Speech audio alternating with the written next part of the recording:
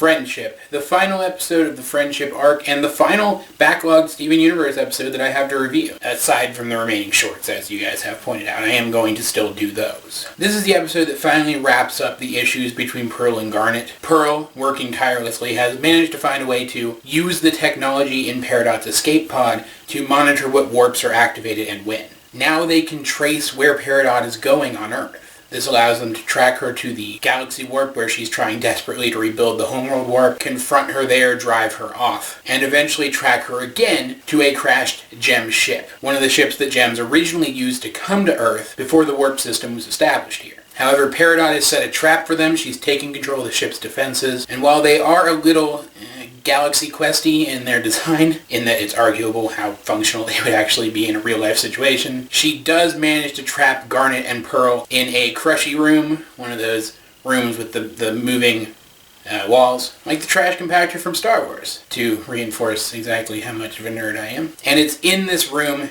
as the walls are coming in to crush them, that the two of them finally talk about what happened. And while there's really cool action all throughout this episode, and while we get to see Steven using his shield a lot more and really get to see how he's improved, it's this scene in the crushy room that really makes the entire episode worth watching. Pearl finally gets a chance to explain to Garnet why it is that she did what she did, why she took advantage of Garnet the way that she did. And while nothing she says is ever going to make it okay that she did that, it is important to the recovery of their relationship, to the healing that the two of them have to do, that Pearl is able to make Garnet understand her point of view. Not agree with it, just understand it. She talks about how she has never been able to escape the feeling that she's useless without someone telling her what to do. All stemming back to the fact that on Homeworld she was a slave. She was designed to be told what to do. And while this scene doesn't outright confirm that, while we don't actually get outright confirmation of that until back to the barn, I think this is the scene where it became absolutely clear that at the very least Gems do have very strict roles in their society. And for those of you out there who don't feel like these feelings of inadequacy would be enough to push Pearl to do what she did,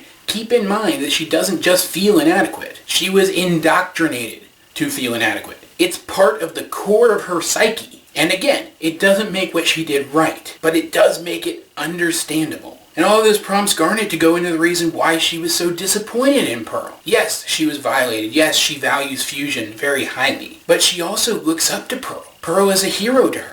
She's someone who has overcome so much in her life. And Garnet, being someone whose existence is literally shunned by her people, needed someone like that. And it hurts whenever someone violates our trust. But it hurts even worse when it's someone you admire. And as angry as we've seen Garnet get at people in the past, I'm surprised she was able to restrain herself so much in the wake of what Pearl did. We could kind of piece together both of these perspectives before, but hearing them said was extremely meaningful. This may be the most important interaction between two characters in the entire series so far. At least that we've seen directly. And realize I'm saying it may be, I'm not saying it is. But even if it's not, it's definitely up there. And so, having come to terms with what had happened, and I wouldn't say having moved past it, because I think both of them still have a long way to go from this point, but having come to a point where they can understand each other, and they can function together again, that their relationship can come to a point where it functions again, they reach a point where they're so in sync that they fuse back into Sardonyx and use her powers to break out of the room.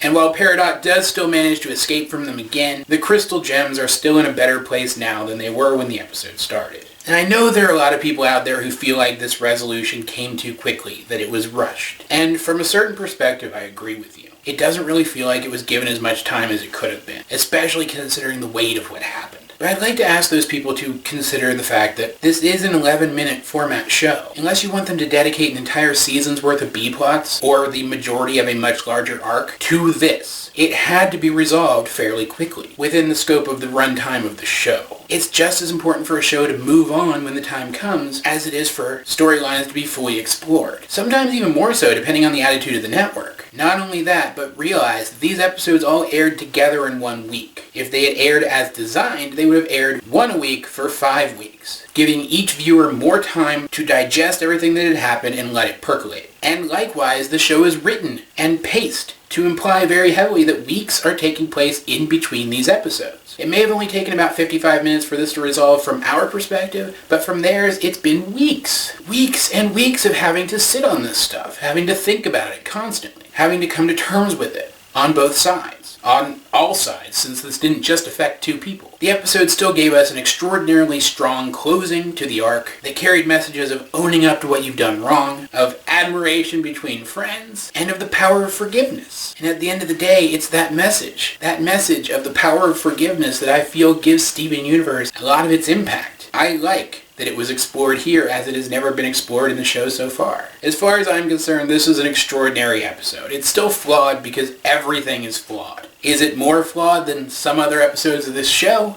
Absolutely. But it's still a great episode and a worthwhile conclusion to the friendship arc, and I'm so happy to have seen it. Of course, guys, as usual, I ask, what did you think of this episode? Let's get a discussion going in the comment section down below. And as this is my last backlogged Steven Universe review, you can expect reviews of Gravity Falls episodes as soon as next week, just FYI. Either way, though, this has been AJ22, and I will talk to you guys later.